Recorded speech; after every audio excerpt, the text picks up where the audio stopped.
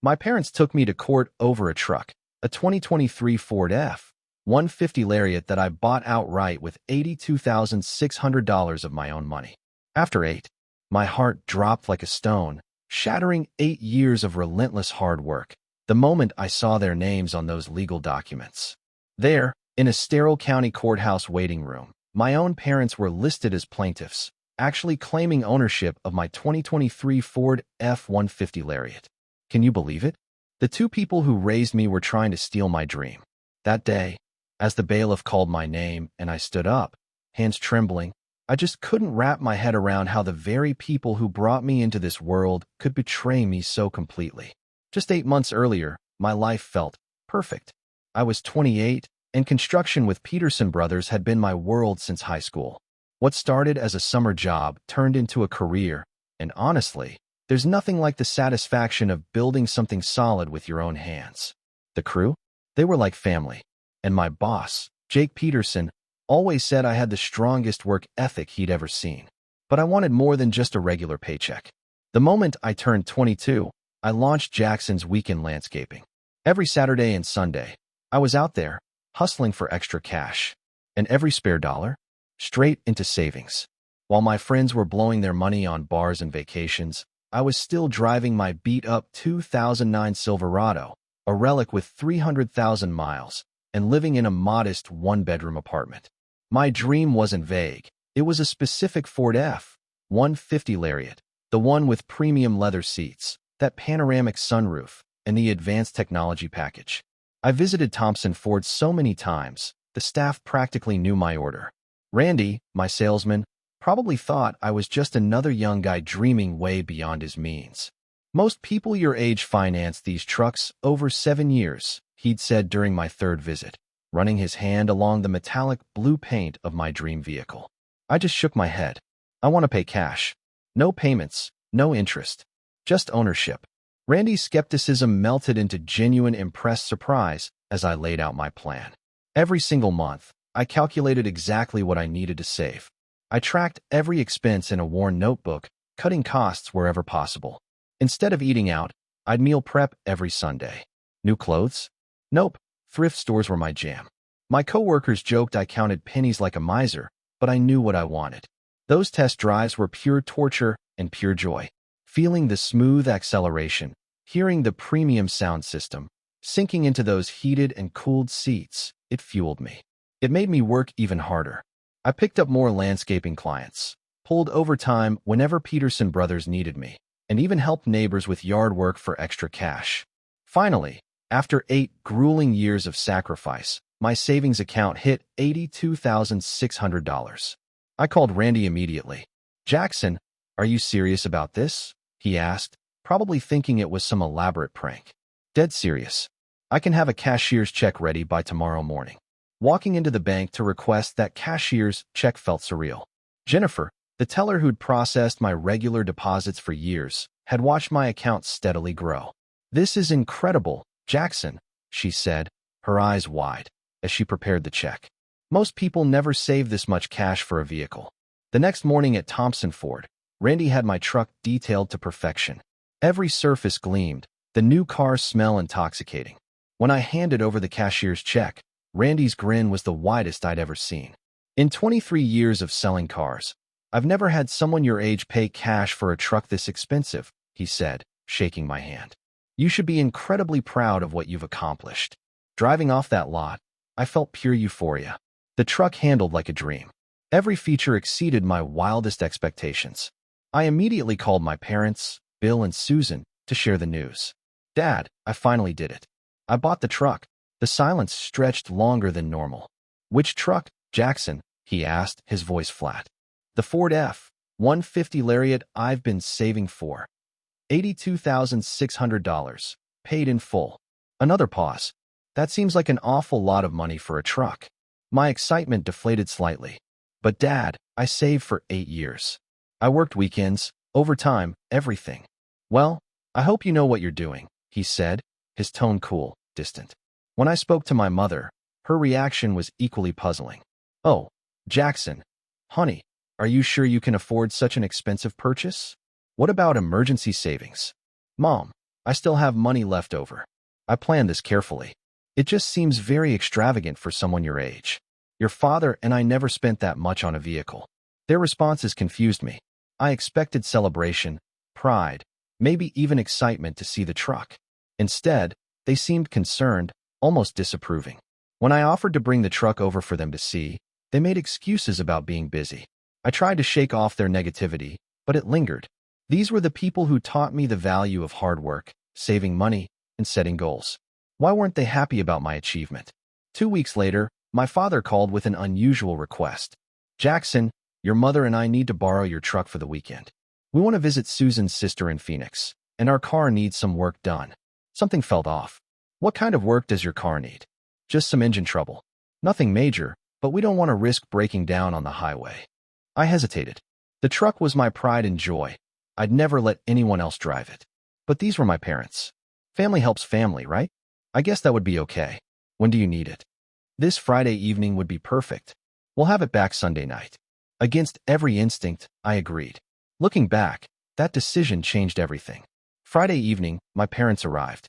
My father inspected the truck thoroughly, asking detailed questions about the insurance coverage. You have full coverage, right? What about comprehensive and collision? Of course, Dad. I have the best insurance money can buy. Why are you asking? Just want to make sure we're protected in case anything happens. His questions made me uncomfortable, but I attributed it to parental caution. I handed over the keys and watched them drive away in my beautiful truck. Saturday morning, my phone rang at 7:30. Jackson, it's your father. Quick question about the insurance. Does it cover rental car reimbursement if something happens to the truck? Why would they need a rental car? They were just driving to Phoenix and back.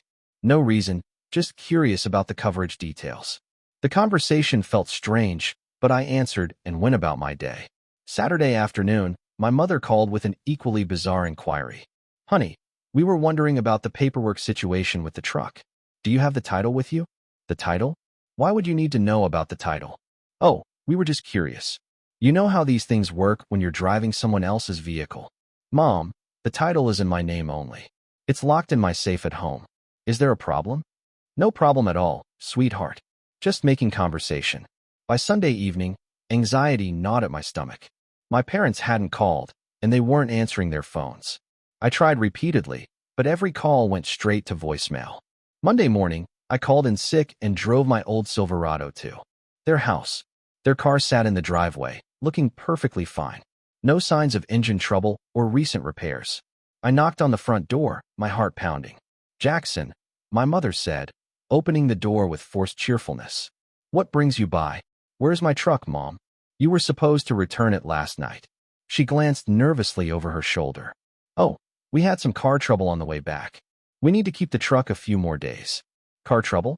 Their car was sitting right there. My father appeared behind her, his face defensive.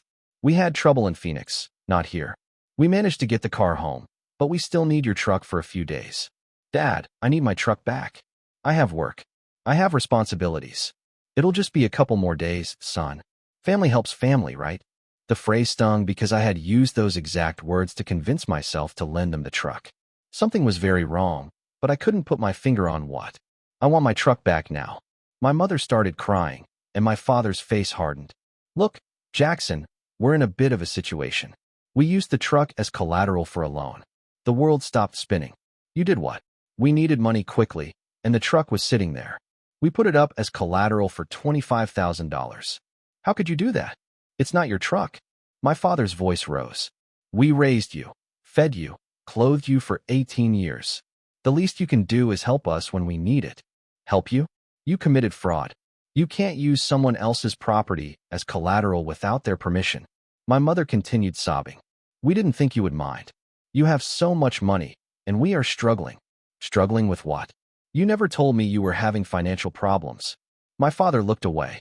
Credit cards, mortgage payments, other debts. We're behind on everything. So you stole my truck. We didn't steal anything. We just borrowed it and used it to solve our problems by forging documents to make it look like you owned it. The admission hung in the air, a sickening weight. My parents had committed multiple felonies, using my truck as collateral for a loan they obtained through blatant fraud. The loan company now had legal claim to my vehicle, and my parents had no way to repay $25,000. Jackson, please, my mother begged. You can help us make the payments. We're family. You're asking me to pay for a loan I never authorized, secured with a truck I bought with my own money? We raised you, my father repeated, almost a mantra. You owe us.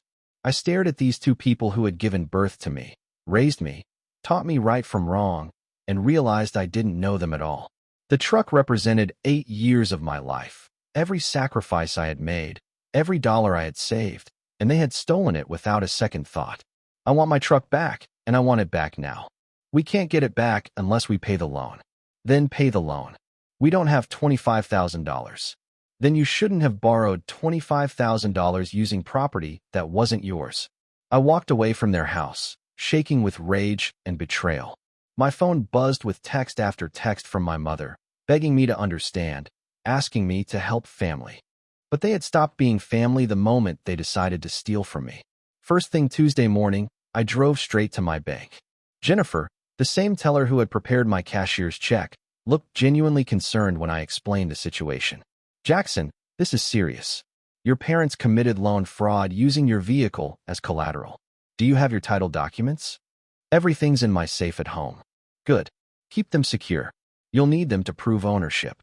She printed 8 years of bank statements, showing my steady deposits, regular savings patterns, and the large withdrawal for the truck purchase. The documentation clearly proved I had earned and saved every penny legitimately. My next stop was the law office of Thomas Rodriguez, recommended by Jake Peterson. Rodriguez was a sharp-dressed man in his 50s who specialized in civil litigation and family law. Mr. Jackson, I've seen cases like this before, and they are always complicated when family is involved, he said, reviewing my documentation. Your parents have committed several felonies: loan fraud, forgery, and theft by deception. What are my options? You can press criminal charges, which would likely result in their arrest and prosecution. Or you can pursue civil litigation to recover your vehicle and damages. What about the loan company? Rodriguez frowned. That's where things get complicated. Meridian Financial, the company that issued the loan, has legal rights based on the collateral agreement your parents signed. Even though the agreement was fraudulent, they acted in good faith. So, they can keep my truck? Not necessarily, but you'll have to prove the fraud and fight for your property. This could take months. The next day, Rodriguez arranged a meeting with Margaret Chun, Meridian Financial's regional representative. Chun was a no-nonsense woman who showed zero sympathy for my situation. Mr. Jackson, I understand your position, but we have a valid loan agreement secured by the vehicle in question. Your parents provided all the necessary documentation. Documentation they forged. That is a matter for the courts to decide. Until then, we have legal possession of the collateral. I never authorized this loan. I never signed anything. Again, that is between you and your parents. We followed proper procedures based on the information provided. Rodriguez leaned forward. Miss Chun, surely you can see that Meridian Financial was a victim of fraud here as well. Perhaps, but that does not change our legal position. We want either full payment of $25,000 or surrender of the vehicle. Walking out of that meeting, I felt trapped in a nightmare. My truck was being held hostage because my parents had committed crimes, and the loan company didn't care about the fraud as long as they got their money. That evening, my phone rang constantly.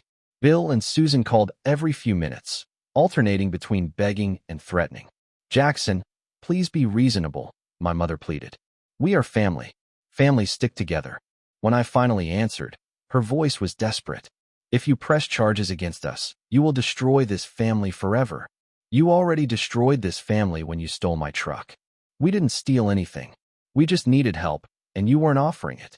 I wasn't offering it because you never asked. You lied and committed fraud instead. My father grabbed the phone.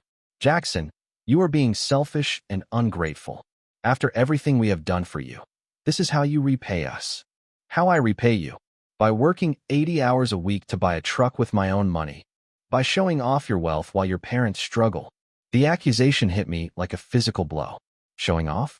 I saved for 8 years to afford that truck. While we were falling behind on bills, losing our house, drowning in debt, and you bought an $82,000 truck? Because I worked for it. Because I earned every penny. You could have helped us instead. How was I supposed to help when I didn't know you needed help? You should have known. You should have offered. The conversation was insane. They blamed me for not psychically detecting their financial problems, while simultaneously punishing me for achieving my goals. Later that week, Rodriguez called with devastating news. Jackson, your parents have hired an attorney and filed a countersuit. They're claiming you embezzled money from them over the years to afford the truck. They're what? Sharon Walsh is representing them. She has a reputation for aggressive tactics. They're seeking full ownership of the truck, plus $20,000 in damages for alleged theft. I stared at the phone in disbelief. Not only had my parents stolen my truck, but now they were claiming I had stolen money from them? The people who raised me to be honest and hardworking were accusing me of crimes I never committed. Through my apartment window, I could see my old Silverado parked on the street, rust spots and dents marking its age. That truck had served me faithfully for years while I saved for something better. Now, my dream truck was locked away, while my parents tried to steal everything I had worked for. Rodriguez scheduled a meeting for the following Monday to plan our defense strategy. As I hung up, I realized this was no longer just about a truck. This was about my entire future, my reputation, and my right to keep what I had earned through honest work. My parents had forced me into a war I never wanted to fight. But I was going to fight it, and I was going to win. Armed with foreclosure documents Rodriguez had found through public records, I drove to my parents' house for what I hoped would be a final attempt at resolution. The house looked smaller somehow, and I noticed the lawn desperately needed attention. Susan answered the door, her eyes red-rimmed. Jackson, thank goodness you're here. We need to talk, and we need to be honest. Bill appeared in the hallway, his face haggard. Come in, son. I spread the foreclosure papers on their kitchen table. Why didn't you tell me you were losing the house? My mother collapsed into a chair, her composure crumbling. We were ashamed. We didn't want you to know we had failed. Failed at what? My father sat heavily across from me. At everything. I lost my sales job 8 months ago. I've been pretending to go to work every day, but I spend my time at the library or the park. 8 months? Dad, why didn't you tell me? Because I was supposed to be the provider, the strong one. How could I admit to my son that I was a failure? Susan wiped her eyes. We've been living on credit cards, taking cash advances to pay the mortgage. Everything spiraled out of control. I looked around their kitchen, seeing details I had missed before. The appliances were older, the countertops worn. Bills were stacked in neat piles. How much do you owe in total? Bill's voice was barely a whisper. Between credit cards, the second mortgage, and late fees, about $90,000. The number was staggering. $90,000. We kept thinking things would turn around. I kept applying for jobs, going to interviews. We used credit to maintain our lifestyle, thinking it was temporary. Susan's voice cracked. When you bought that truck, spending more money than we made in 2 years, something inside us broke. What do you mean? We felt like failures as parents.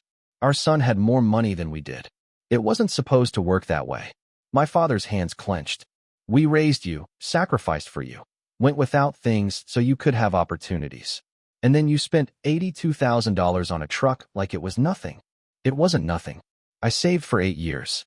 While we struggled in silence, too proud to ask for help, I felt anger and sympathy warring in my chest. I would have helped if you had asked. We shouldn't have had to ask, Susan said, her voice rising. Family should look out for family without being asked. So you decided to steal my truck instead of talking to me? Bill stood up abruptly. We didn't steal anything. We used family resources to solve a family problem. Family resources? It was my truck, bought with my money. Money you earned while living in our house, eating our food, using our support system for 22 years. The argument was spiraling into the same circular logic. But now I understood the deeper resentment. My success had somehow become proof of their failure. I can help you now, I said, trying to find middle ground. We can sell this house, find you something smaller, create a budget. My father's face turned red with rage. You think you can just swoop in and fix everything? You think you're better than us now? I don't think I'm better than anyone. Then why are you trying to control our lives? Susan joined his anger. You want to force us out of our home, the place we raised you, just so you can feel superior? I want to help you avoid foreclosure. We don't need your help, Bill shouted. We need our son to show some loyalty and respect. Loyalty? You stole my truck and forged loan documents. We borrowed family property to solve family problems. Yeah, right. The conversation had become absurd. No matter what evidence I presented, what solutions I offered, they twisted everything into attacks on their pride or proof of my arrogance.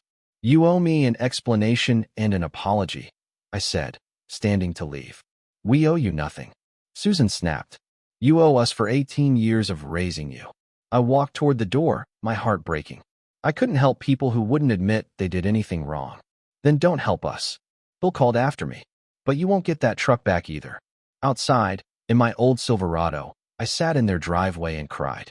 These people had taught me my values, my work ethic, my sense of right and wrong. How could they be so completely wrong about this situation? At work the next day, Jake Peterson noticed my distress immediately. "Jackson, you look terrible. What's going on?" I explained the situation, leaving out no details. Peterson listened without interruption, his expression growing more serious with each revelation. "Son, I went through something similar with my brother 5 years ago. He needed money for gambling debts and forged my signature on a business loan. What did you do?" "I pressed charges. It was the hardest thing I ever did, but it was the only way to protect myself and teach him there were consequences." "Did it work?" Peterson's smile was sad. "He went to rehab, got his life together, and eventually paid me back every penny. We have a relationship now, but it took 3 years of him proving he had changed. My parents think I'm being selfish. Jackson, enabling someone's bad behavior is not love. It is cowardice disguised as kindness." That afternoon, Rodriguez called with more bad news. "Walsh has filed additional motions, claiming you manipulated elderly parents and stole money from them over several years. She's painting you as a predatory son who took advantage of their generosity." "Elderly? My dad is 54 and my mom is 52. I know, but Walsh is building a narrative. She's also requested financial records going back to when you were 18. Can she do that?" "She can request anything. Whether the court grants it is another matter." When I got home, I found a voicemail from my Uncle Carl, my father's brother. "Jackson, your parents called and told us what you did to them. I am disappointed in you, son. Family is family, and you should be ashamed of yourself." More calls followed. Cousins, aunts, family friends, all convinced by my parents' twisted version of events. In their story, I was the ungrateful child who refused to help desperate parents and then had them arrested when they tried to solve their problems.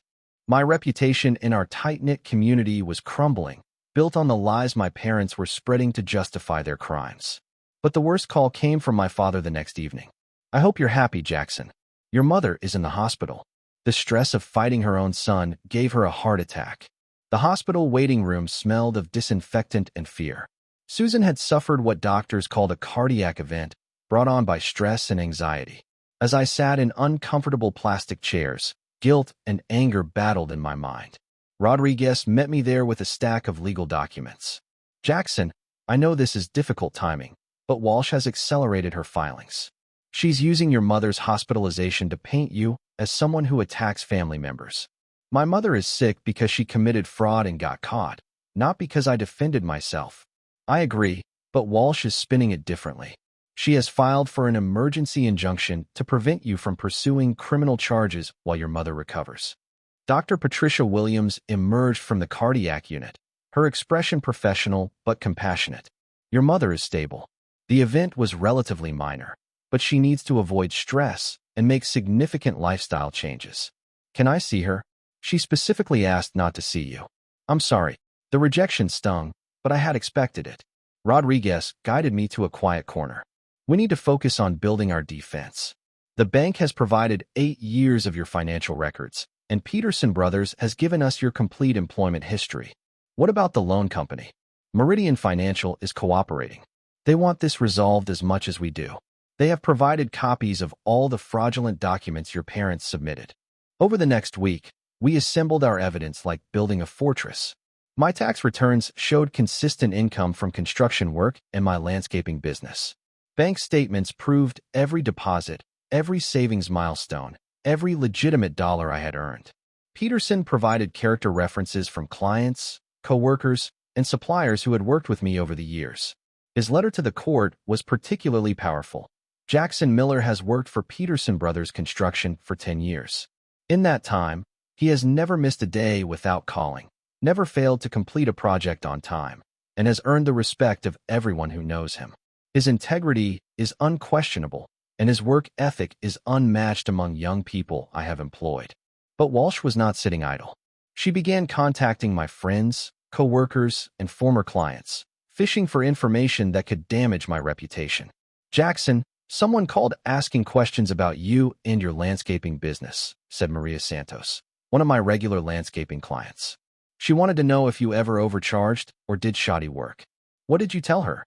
"The truth, that you are the most honest, hardworking person I know." "But Jackson, what is this about?" Explaining the situation to clients and friends was humiliating, but their support was overwhelming. Every person Walsh contacted provided glowing character references instead of the dirt she was seeking. Meanwhile, my relationship with Amanda deepened. We had been dating for 6 months, but this crisis revealed her true character. "Jackson, I watched my parents go through a nasty divorce when I was 16. I know what family legal battles look like, and I know the difference between right and wrong. You are doing the right thing. It doesn't feel like it when my mother is in the hospital." "Your mother is in the hospital because she and your father made terrible decisions and got caught. That is not your fault." Amanda's support meant everything, but the stress was affecting my work performance.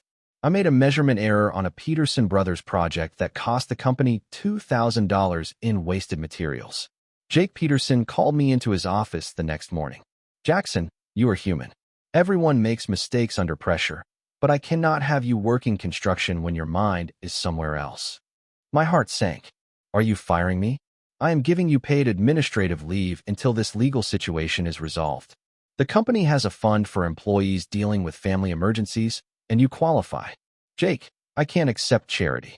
"It's not charity. It's an investment in a valuable employee who is going through temporary difficulties." Peterson's generosity was humbling, but it also gave me time to focus entirely on the legal battle. Rodriguez hired private investigator Carlos Mendez to dig deeper into my parents' finances.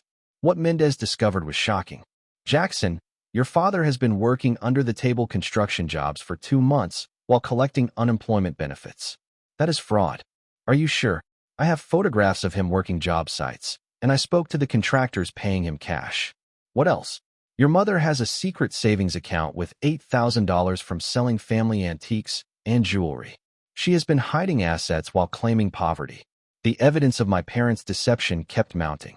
Mendez found internet search histories showing they had researched how to use someone else's vehicle as loan collateral. Text messages between them discussed teaching Jackson a lesson and making him share his wealth.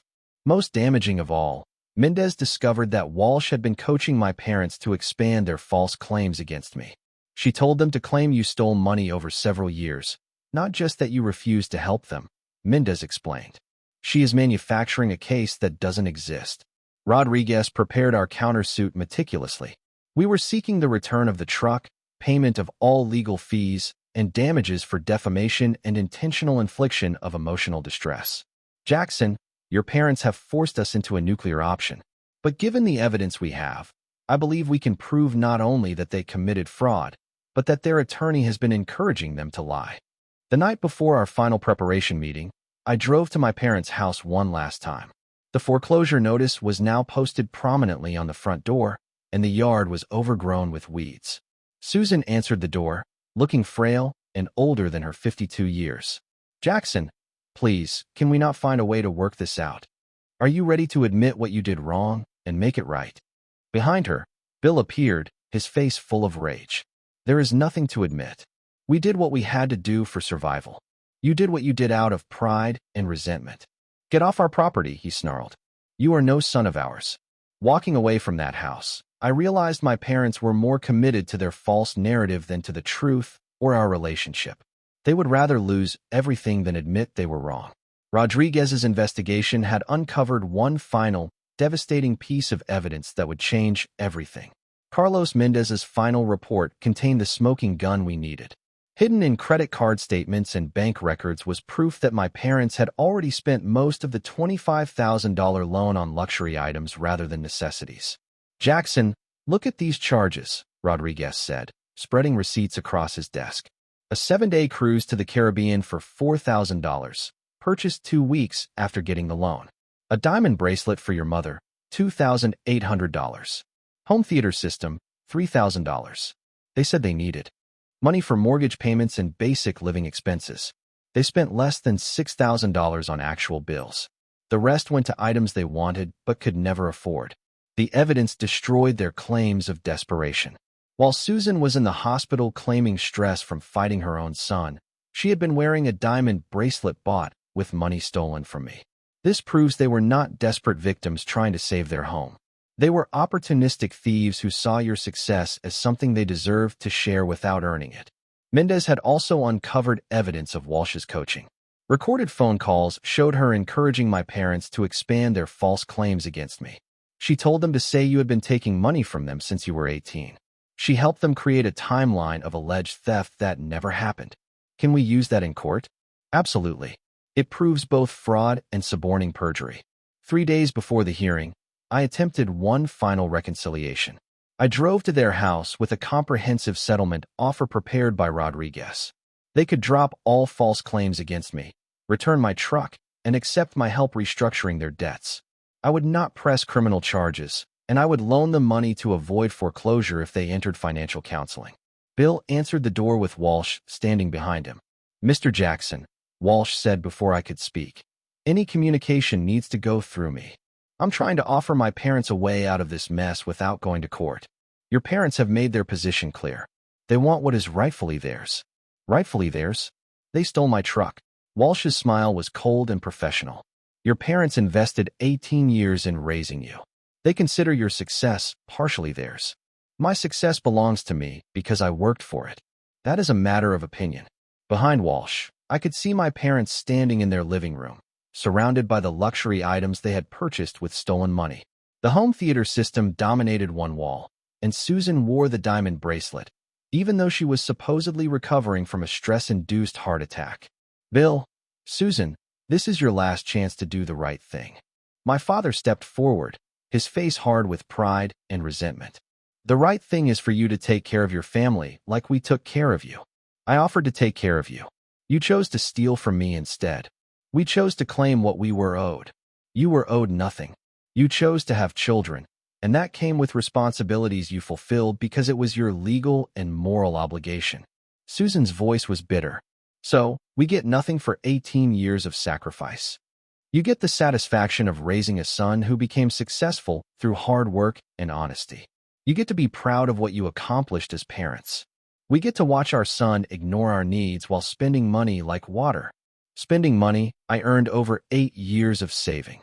Walsh interrupted. "Mr. Jackson, this conversation is inappropriate. Please leave." I looked at my parents one final time, seeing strangers wearing familiar faces. "I tried to save this family. You chose to destroy it."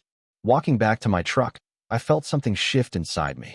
The guilt and confusion were gone, replaced by clarity and resolve. These people had taught me right from wrong, then abandoned those principles when it suited them. Rodriguez was waiting in his office with our final preparation materials.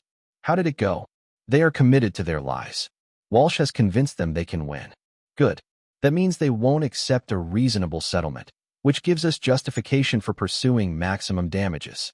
"What are our chances?" Rodriguez's confidence was unshakable. "Jackson, I have been practicing law for 28 years. I have never had a case with evidence this overwhelming. Your parents committed multiple felonies, lied to attorneys, and wasted stolen money on luxuries while claiming desperation."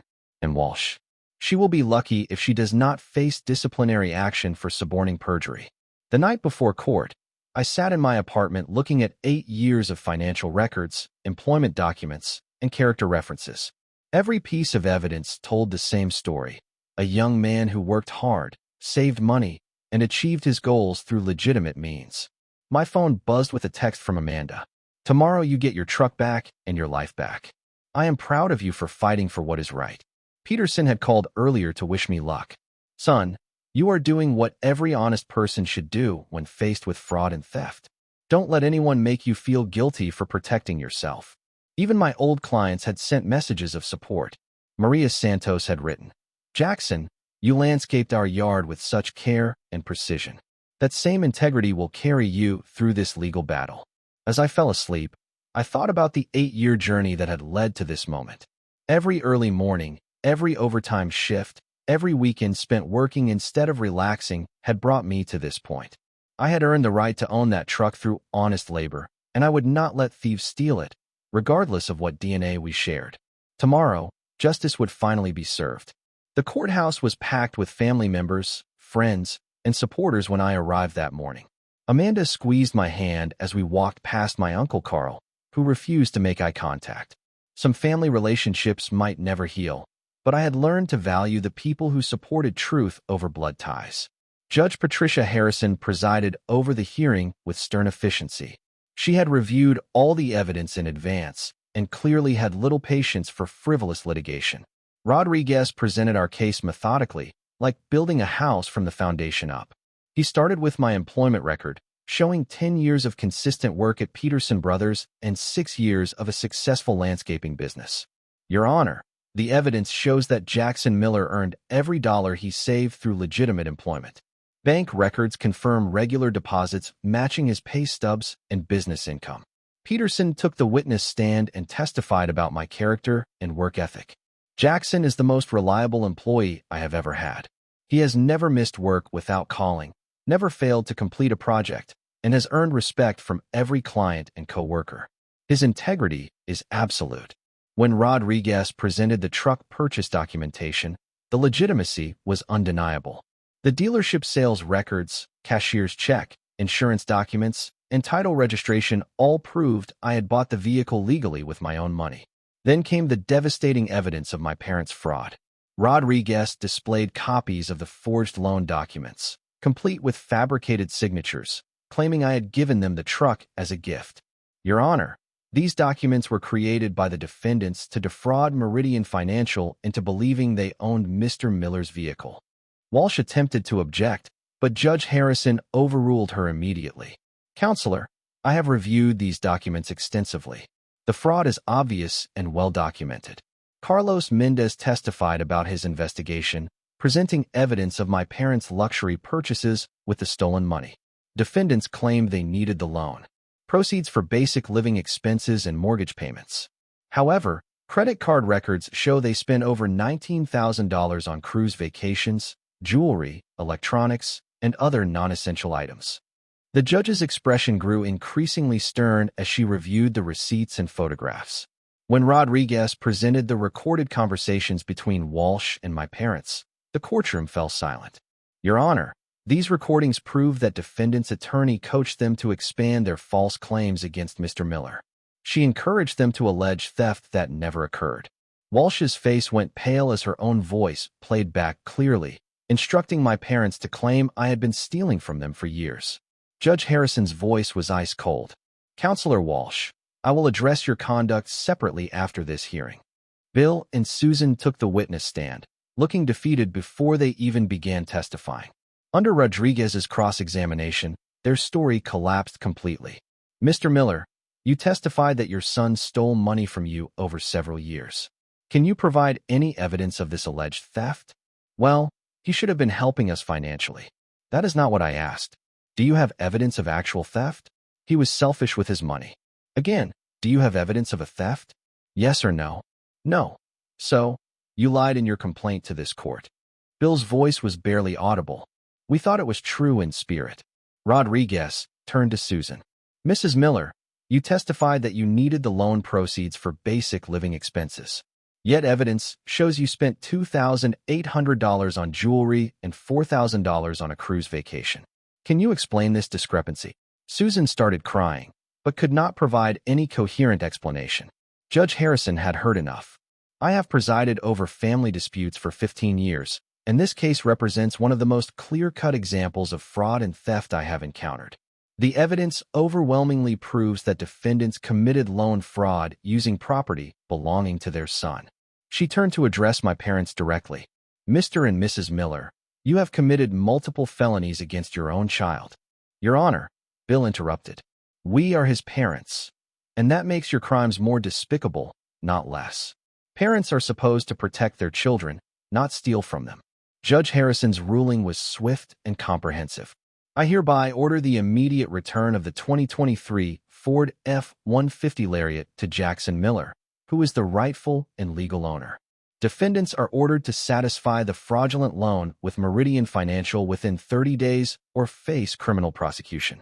Furthermore, defendants are ordered to pay all of plaintiff's legal fees and court costs totaling $38,000. Finally, I am awarding damages to Mr. Miller for defamation and intentional infliction of emotional distress in the amount of $15,000. Ms. Walsh, you will remain after this hearing to discuss potential disciplinary action for suborning perjury. As the gavel fell, I felt 8 months of stress and anger drain from my body. Amanda hugged me tightly while Peterson clapped me on the back. Son, you fought for what was right and won. That takes courage. My parents sat at their table looking stunned and defeated. Susan was crying, but Bill stared straight ahead with the same stubborn pride that had caused this entire mess. Outside the courthouse, Rodriguez shook my hand with genuine satisfaction. Jackson, justice was served today. Your integrity and perseverance paid off. What happens next? Meridian Financial will release your truck immediately. Your parents have 30 days to pay their fraudulent loan or face criminal charges. Given their financial situation, prosecution is likely. That afternoon, I drove to Meridian Financial's lot to reclaim my truck. Seeing it again after 8 months felt surreal. Randy from the dealership had arranged for professional detailing, and it looked exactly as I remembered. Driving home in my Ford F-150 Lariat, I reflected on the journey that had brought me to this moment. The truck represented more than transportation. It symbolized the principle that hard work and honesty would be rewarded, that people could not simply steal what others had earned. Over the following weeks, my reputation in the community was fully restored as the truth spread. Uncle Carl called to apologize, along with other family members who had believed my parents' lies. Jackson, we should have known better. Your character speaks for itself. Peterson promoted me to project supervisor, recognizing that I had proven my integrity under the most intense pressure possible. Son, anyone can be honest when it's easy. You showed honesty when it cost you everything. And that is the kind of character we need in leadership. My relationship with Amanda deepened as we both realized we had found partners who would stand by each other through any crisis. Jackson, watching you fight for what was right taught me what kind of person you really are. That means everything to me. 3 months later, I visited my parents' house one final time. They had lost their home to foreclosure and were living in a small apartment across town. I found them looking older, defeated, and bitter. I came to offer you one last chance at a relationship, I said. But it has to be based on honesty and mutual respect. Susan looked up hopefully, but Bill's face remained hard. We don't need anything from you. I'm not offering money. I'm offering forgiveness if you can admit what you did wrong and commit to rebuilding trust. We did nothing wrong. Bill insisted. We tried to solve our problems, and you destroyed our lives. You destroyed your own lives by committing crimes instead of asking for help. Susan reached out tentatively. Jackson, maybe we could try counseling, family therapy. Bill stood up abruptly. We are not begging our son for anything. I realized that some people would rather lose everything than admit they were wrong. My father's pride was more important to him than our relationship, and my mother would follow his lead. The door is always open if you change your minds, I told them. But I will not allow you to abuse me or anyone I care about ever again. Walking away from that apartment, I felt sad, but not guilty. I had offered them every possible chance for redemption, and they had chosen bitterness over growth. 6 months after the court victory, I was promoted again at Peterson Brothers and had saved enough money to put a down payment on my own house. Amanda and I moved in together, building a life based on honesty, hard work, and mutual support. The experience had taught me that family is not defined by blood relationships, but by love, respect, and shared values. Peterson had become more of a father figure than my biological father. Amanda had shown more loyalty than my parents ever had. The friends and co-workers who supported me during the crisis had proven to be my real family. My 2023 Ford F-150 Lariat remained a symbol of what could be achieved through dedication and perseverance. Every time I drove it, I remembered the 8 years of sacrifice that made it possible and the 8 months of fighting that kept it mine. The deepest lesson was about self-worth and boundaries. I had learned that protecting yourself from people who claim to love you is sometimes the most loving thing you can do, for yourself and for them. True love doesn't require you to accept abuse, theft, or Manipulation. Some relationships cannot be saved when one side refuses to acknowledge wrongdoing or change destructive behavior. But walking away from toxicity creates space for healthy relationships to flourish. As I share this story, my parents have never apologized or admitted wrongdoing. They lost their house, damaged their credit, and destroyed relationships with extended family members who learned the truth. Bill eventually found another sales job, but their financial situation never truly recovered. Sometimes I wonder if they ever think about the path not taken, the relationship we could have had if they had simply asked for help instead of stealing. But I've learned that you cannot save people who refuse to be saved. My life today is built on the foundation of honest work, genuine relationships, and clear boundaries. The truck in my driveway represents not just personal achievement, but the principle that integrity will be rewarded, even when it seems like the whole world has turned against you. Have you ever had to choose between family loyalty and doing what was right? How did you handle a situation where people you loved tried to take advantage of your success or generosity? I truly believe that standing up for yourself teaches others how to treat you, even when those lessons are painful for everyone involved. Thank you for listening to my story. I hope it encourages you to value your own hard work and never let anyone steal what you have earned through honest effort.